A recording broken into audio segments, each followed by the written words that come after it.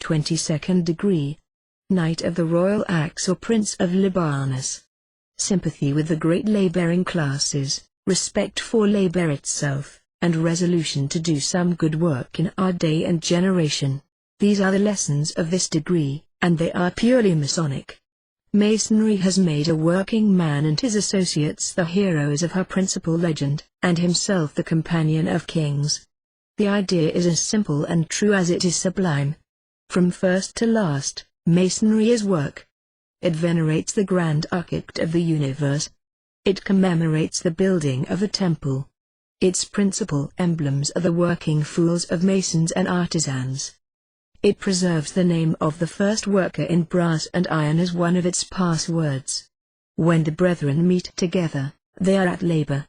The master is the overseer who sets the craft to work and gives them proper instruction. Masonry is the apotheosis of work. It is the hands of brave, forgotten men that have made this great, populous, cultivated world a world for us. It is all work, and forgotten work. The real conquerors, creators, and eternal proprietors of every great and civilized land are all the heroic souls that ever were in it, each in his degree, all the men that ever felled a forest tree or drained a marsh, or contrived a wise scheme, or did or said a true or valiant thing therein. Genuine work alone, done faithfully, is eternal, even as the Almighty Founder and World Builder himself. All work is noble. A life of ease is not for any man, nor for any god. The Almighty Maker is not like one who, in old immemorial ages, having made his machine of a universe, sits ever since, and sees it go. Out of that belief comes atheism. The faith in an invisible, unnameable, directing deity, present everywhere in all that we see, and work, and suffer, is the essence of all faith whatsoever. The life of all gods figures itself to us as a sublime earnestness, of infinite battle against infinite labor. Our highest religion is named the worship of sorrow. For the Son of Man there is no noble crown, well worn, or even ill worn, but is a crown of thorns. Man's highest destiny is not to be happy, to love pleasant things and find them. His only true unhappiness should be that he cannot work, and get his destiny as a man fulfilled. The day passes swiftly over, our life passes swiftly over, and the night cometh, wherein no man can work. That night's once come, our happiness and unhappiness are vanished, and become as things that never were. But our work is not abolished, and has not vanished. It remains, or the want of it remains, for endless times and eternities. Whatsoever of morality and intelligence, what of patience, perseverance, faithfulness, of method, insight, ingenuity, energy, in a word, whatsoever of strength a man has in him, will lie written in the work he does. To work is to try himself against nature and her unerring, everlasting laws, and they will return true verdict as to him. The noblest epic is a mighty empire slowly built together, a mighty series of heroic deeds, a mighty conquest over chaos. Deeds are greater than words. They have a life, mute, but undeniably, and grow. They people the vacuity of time, and make it green and worthy. Labor is the truest emblem of God, the architect and eternal maker, noble labor, which is yet to be the king of this earth, and sit on the highest throne. Men without duties to do, are like trees planted on precipices, from the roots of which all the earth has crumbled. Nature owns no man who is not also a martyr. She scorns the man who sits screened from all work, from want, danger, hardship, the victory over which is work, and has all his work and battling done by other men, and yet there are men who pride themselves that they and theirs have done no work time out of mind. So neither have the swine. The chief of men is he who stands in the van of men, fronting the peril which frightens back all others, and if not vanquished would devour them. Hercules was worshipped for 12 labors. The Tsar of Russia became a toiling shipwright, and worked with his axe in the docks of Sardam, and something came of that. Cromwell worked, and Napoleon, and affected somewhat. There is a perennial nobleness and even sacredness in work. Be he never so benighted and forgetful of his high calling, There is always hope in a man who actually and earnestly works. In idleness alone is the perpetual despair. Man perfects himself by working. Jungles are cleared away. Fair seed fields rise instead, and stately cities, and withal, the man himself first ceases to be a foul unwholesome jungle and desert thereby. Even in the meanest sort of labor, the whole soul of man is composed into a kind of real harmony, the moment he begins to work. Doubt, desire, sorrow, remorse, indignation, and even despair shrink murmuring far off into their caves, whenever the man bends himself resolutely against his task. Labor is life. From the inmost heart of the work arises his God-given force, the sacred celestial life essence, breathed into him by Almighty God, and awakens him to all nobleness, as soon as work fitly begins. By it man learns patience, courage, perseverance, openness to light, readiness to own himself mistaken, resolution to do better and improve. Only by labor will man continually learn the virtues. There is no religion in stagnation and inaction, but only in activity and exertion. There was the deepest truth in that saying of the old monks, Laborarius rari, he praeth best who liveth best all things both great and small, and can man love except by working earnestly to benefit that being whom he loves? Work, and therein have well-being, is the oldest of gospels, unpreached, inarticulate, but ineradicable, and enduring forever. To make disorder, wherever found, an eternal enemy, to attack and subdue him, and make order of him, the subject not of chaos, but of intelligence and divinity, and of ourselves, to attack ignorance, stupidity and brute-mindedness, wherever found, to smite it wisely and unweariedly, to rest not while we live and it lives in the name of God. This is our duty as Masons, commanded us by the highest God. Even He, with His unspoken voice, more awful than the thunders of Sinai, or the syllabled speech of the hurricane, speaks to us. The unborn ages, the old graves, with their long mouldering dust speak to us. The deep death kingdoms, the stars in their never-resting course, all space and all time, silently and continually admonish us that we too must work, for it is called today. Labor, wide as the earth, has its summit in heaven. To toil, whether with the sweat of the brow, or of the brain or heart, is worship, the noblest thing yet discovered beneath the stars. Let the weary cease to think that labor is a curse and doom pronounced by deity. Without it there could be no true excellence in human nature. Without it, and pain, and sorrow, where would be the human virtues? Where patience, perseverance, submission, energy, endurance, fortitude, bravery, disinterestedness, self-sacrifice, the noblest excellencies of the soul? Let him who toils complain not, nor feel humiliated. Let him look up, and see his fellow workmen there, in God's eternity, they alone surviving there. Even in the weak human memory they long survive, as saints, as heroes, and as gods. They alone survive, and people the unmeasured solitudes of time. To the primeval man, whatsoever good came, descended on him, as in mere fact, it ever does, direct from God. Whatsoever duty lay visible for him, this a supreme God had prescribed. For the primeval man, in whom dwelt thought, this universe was all a temple, life everywhere a worship. Duty is with us ever, and even more forbids us to be idle. To work with the hands or brain, according to our requirements and our capacities, to do that which lies before us to do, is more honorable than rank and title. Plowers, spinners and builders, inventors, and men of science, poets, advocates, and writers, all stand upon one common level, and form one grand innumerable host, marching ever onward since the beginning of the world, each entitled to our sympathy and respect, each a man and our brother. It was well to give the earth to man as a dark mass, whereon to labor. It was well to provide rude and uprightly materials in the ore bed and the forest, for him to fashion into splendor and beauty. It was well, not because of that splendor and beauty, but because the act creating them is better than the things themselves, because exertion is nobler than enjoyment, because the laborer is greater and more worthy of honor than the idler.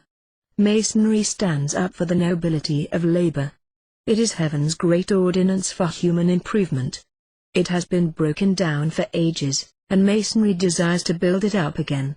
It has been broken down, because men toil only because he must, submitting to it as, in some sort, a degrading necessity, and desiring nothing so much on earth as to escape from it. They fulfill the great law of labor in the letter, but break it in the spirit. They fulfill it with the muscles, but break it with the mind. Masonry teaches that every idler ought to hasten to some field of labor, manual or mental, as a chosen and coveted theater of improvement, but he is not impelled to do so, under the teachings of an imperfect civilization. On the contrary, he sits down, folds his hands, and blesses and glorifies himself in his idleness. It is time that this opprobrium of toil were done away. To be ashamed of toil, of the dingy workshop and dusty labor field, of the hard hand, stained with service more honorable than that of war, of the soiled and weather-stained garments, on which Mother Nature has stamped, midst sun and rain, midst fire and steam, her own heraldic honors, to be ashamed of these tokens and titles, and envious of the flaunting robes of imbecile idleness and vanity, is treason to nature, impiety to heaven, a breach of heaven's great ordinance. Toil, of brain, heart, or hand, is the only true manhood and genuine nobility. Labor is a more beneficent ministration than man's ignorance comprehends, or his complaining will admit. Even when its end is hidden from him, it is not mere blind drudgery, it is all a training, a discipline, a development of energies, a nurse of virtues, a school BF improvement. From the poor boy who gathers a few sticks for his mother's hearth, to the strong man who fells the oak or guides the ship or the steam car, every human toiler, with every weary step and every urgent task, is obeying a wisdom far above his own wisdom, and fulfilling a design far beyond his own design. The great law of human industry is this, that industry, working either with the hand or the mind, the application of our powers to some task, to the achievement of some result, lies at the foundation of all human improvement. We are not sent into the world like animals, to crop the spontaneous herbage of the field, and then to lie down in indolent repose, but we are sent to dig the soil and plough the sea, to do the business of cities and the world of manufactories. The world's is the great and appointed school of industry. In an artificial state of society, mankind is divided into the idle and the laboring classes, but such was not the design of Providence. Labor is man's great function, his peculiar distinction and his privilege. From being an animal, that eats and drinks and sleeps only, to become a worker, and with the hand of ingenuity to pour his own thoughts into the molds of nature, fashioning torn into forms of grace and fabrics of convenience, and converting them to purposes of improvement and happiness, is the greatest possible step in privilege. The earth and the atmosphere are man's laboratory. With spade and plough, with mining shafts and furnaces and forges, with fire and steam, midst the noise and whirl of swift and bright machinery, and abroad in the silent fields, man was made to be ever working, ever experimenting. And while he and all his dwellings of care and toil are borne onward with the circling skies, and the splendor of heaven are around him, and their infinite depths image and invite his thought, still in all the worlds of philosophy, in the universe of intellect, man must be a worker. He is nothing, he can be nothing, can achieve nothing, fulfill nothing, without working. Without it, he can gain neither lofty improvement nor tolerable happiness. The idle must hunt down the hours as their prey. To them time is an enemy, clothed with armor, and they must kill him, or themselves die. It never yet did answer, and it never will answer for any man to do nothing, to be exempt from all care and effort, to lounge, to walk, to ride, and to feast alone. No man can live in that way. God made a law against it, which no human power can annul, no human ingenuity of aid. The idea that a property is to be acquired in the course of 10 or 20 years, which shall suffice for the rest of life, that by some prosperous traffic or grand speculation, all the labor of a whole life is to be accomplished in a brief portion of it, that by dexterous management, a large part of the term of human existence is to be exonerated from the cares of industry and self-denial, is founded upon a grave mistake, upon a misconception of the true nature and design of business, and of the conditions of human well-being. The desire of accumulation for the sake of securing a life of ease and gratification, of escaping from exertion and self-denial, is wholly wrong, though very common. It is better for the Mason to live while he lives, and enjoy life as it passes to live richer and die poorer. It is best of all for him to banish from the mind that empty dream of future indolence and indulgent, to address himself to the business of life, as the school of his earthly education, to settle it with himself now that independence, if he gains it, is not to give him exemption from employment. It is best for him to know, that, in order to be a happy man, he must always be a laborer, with the mind or the body, or with both, and that the reasonable exertion of his powers, bodily and mental, is not to be regarded as mere drudgery, but as a good discipline, a wise ordination, a training in this primary school of our being, for nobler endeavors, and spheres of higher activity hereafter. There are reasons why a Mason may lawfully and even earnestly desire a fortune. If he can fill some fine palace, itself a work of art, with the productions of lofty genius, if he can be the friend and helper of humble worth, if he can seek it out, where failing health or adverse fortune presses it hard, and soften or stay the bitter hours that are hastening it to madness or to the grave, if he can stand between the oppressor and his prey, and bid the fetter and the dungeon give up their victim, if he can build up great institutions of learning, and academies of art, if he can open fountains of knowledge for the people, and conduct its streams in the right channels, if he can do better for the poor and to bestow alms upon them, even to think of them, and devise plans for their elevation in knowledge and virtue, instead of forever opening the old reservoirs and resources for their improvidence, if he has sufficient heart and soul to do all this, or part of it, if wealth would be to him the handmaid of exertion, facilitating effort, and giving success to endeavor, then may he lawfully, and yet warily and modestly, desire it. But if it is to do nothing for him, but, minister ease and indulgence, and to place his children in the same bad school, then there is no reason why he should desire it. What is the glorious in the world, that is not the product of labor, either of the body or of the mind? What is history, but its record? What are the treasures of genius and art, but its work? What are cultivated fields, but its toil? The busy marts, the rising cities, the enriched empires of the world are but the great treasure houses of labor. The pyramids of Egypt, the castles and towers and temples of Europe, the buried cities of Italy and Mexico, the canals and railroads of Christendom, are but tracks, all round the world, of the mighty footsteps of labor. Without it antiquity would not have been. Without it, there would be no memory of the past, and no hope for the future. Even utter indolence reposes on treasures that labor at some time gained and gathered.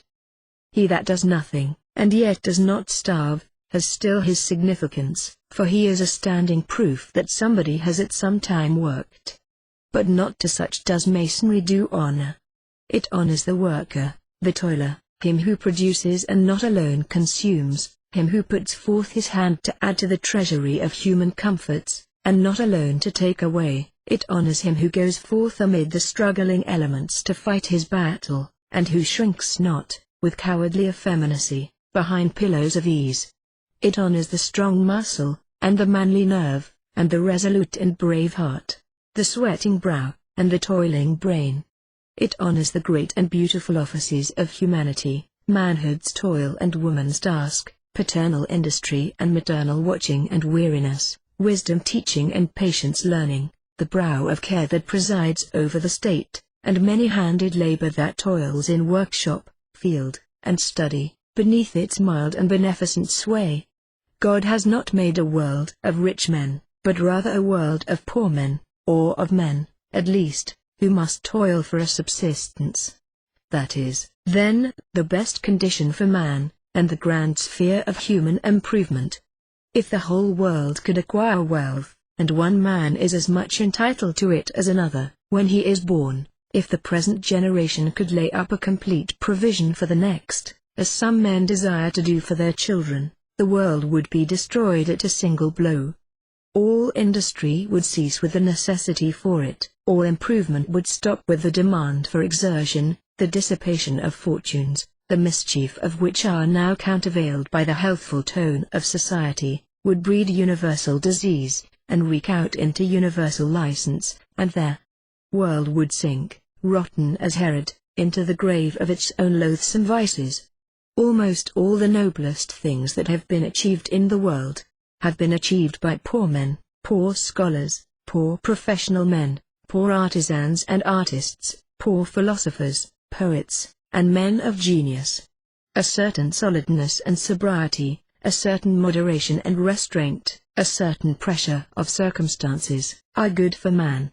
Lee's body was not made for luxuries. It sickens, sinks, and dies under them. His mind was not made for indulgence. It grows weak, effeminate, and dwarfish, under that condition.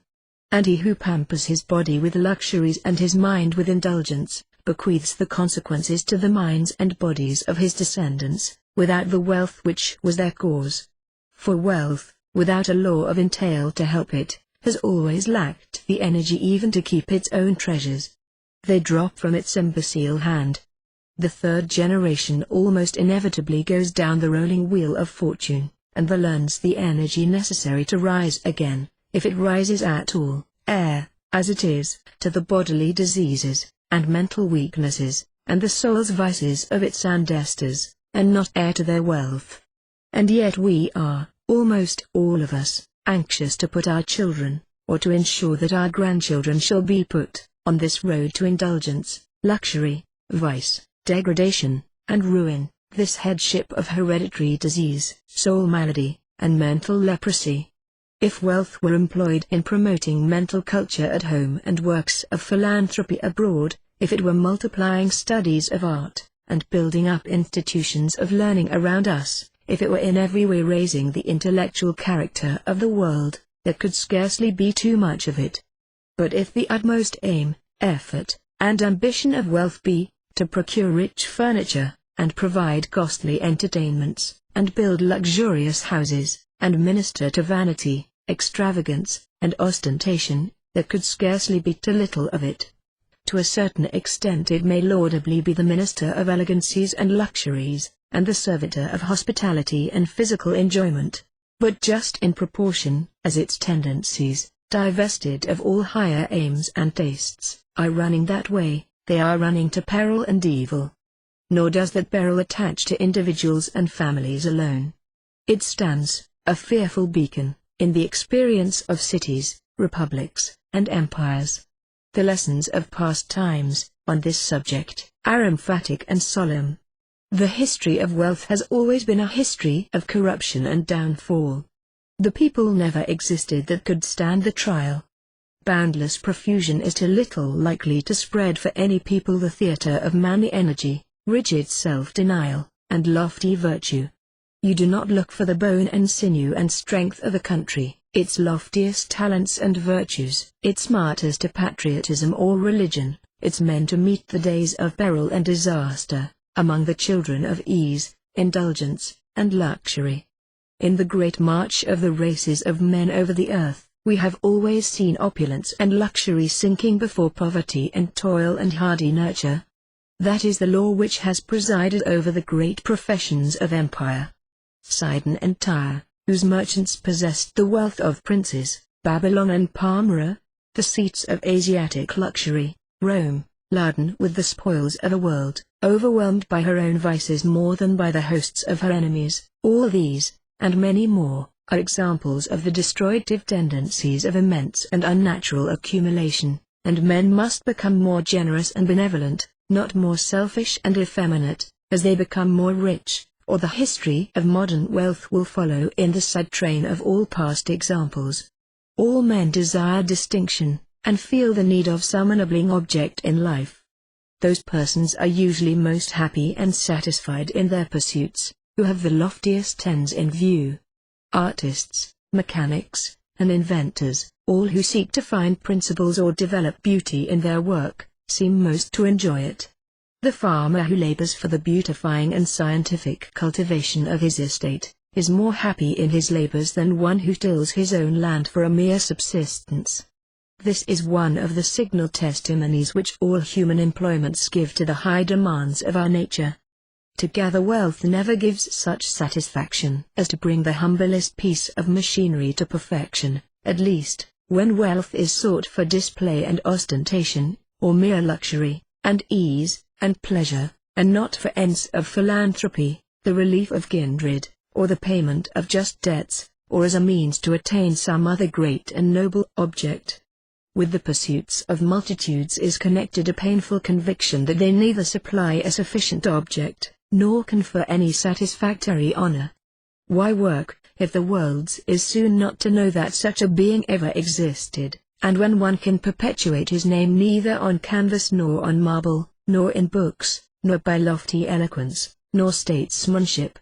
The answer is, that every man has a work to do in himself, greater and sublime than any work of genius, and works upon a nobler material than wood or marble upon his own soul and intellect, and may so attain the highest nobleness and grandeur known on earth or in heaven, may so be the greatest of artists, and of authors, and his life, which is far more than speech, may be eloquent. The great author or artist only portrays what every man should be. He conceives what we should do. He conceives and represents moral beauty, magnanimity, fortitude, love, devotion, forgiveness, the soul's greatness. He portrays virtues, commended to our admiration and imitations. To embody these portraitures in our lives is for practical realization of those great ideals of art. The magnanimity of heroes, celebrated on the historic or poetic page, the constancy and faith of truth's martyrs, the beauty of love and piety glowing on the canvas, the delineations of truth and right, that flash from the lips of the eloquent, are, in their essence only that which every man may feel and practice in the daily walks of life. The work of virtue is nobler than any work of genius, for it is a nobler thing to be a hero than to describe one, to endure martyrdom than to paint it, to do right than to plead for it. Action is greater than writing. A good man is a nobler object of contemplation than a great author. There are but two things worth living for, to do what is worthy of being written, and to write what is worthy of being read, and the greater of these is the doing.